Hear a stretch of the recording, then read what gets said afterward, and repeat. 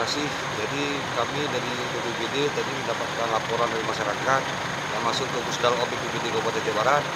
Jadi diperkirakan untuk api mulai keluar itu jam 8 malam hingga jam 9 ini lewat. Tadi kami sudah ada di lokasi dan memastikan mulai pelaksanaan pemadaman.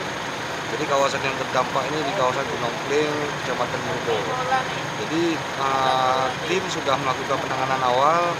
Namun saat ini jam 12 malam ini kami berencana memang menyelesaikan kegiatan malam ini berhubung di kawasan terdampak kebakaran hutan ini kurangnya sumber air dan yang lokasi itu juga agak sulit kita masuk, sehingga kami memutuskan untuk melaksanakan tindakan lebih lanjut untuk besok paginya. Berapa luas lahan yang terbakar malam? Perkiraan kami 0,5 hektar tadi kami lihat, tapi kami belum memastikan eliminasi lahan karena memang belum bisa kita ikut dengan drone, masih perkiraan. Ini api masih hidup atau gimana?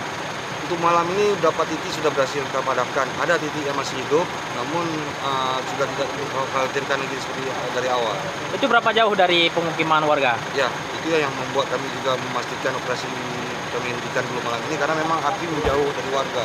Jadi awalnya sebelah kanan ini memang pemukiman, tapi arah api sekarang arah kemari, arah ke jalan ini. Jadi tidak terlalu mengkhawatirkan pemukiman lagi. Tapi tim juga standby semua? Ya, tim juga tetap mantau karena kita ini sudah tidak terlalu jauh dari pos damkar Murubo, sehingga nanti kami juga pastikan ada tim yang memantau lagi apakah api juga membesar atau tidak. Kami juga berharap malam ini kita lihat cuaca juga tidak terlalu panas, jadi embun juga cukup, kemungkinan besar juga ini juga akan membuat lembab tanaman sehingga perjalanan api juga bisa berkurang. Oke.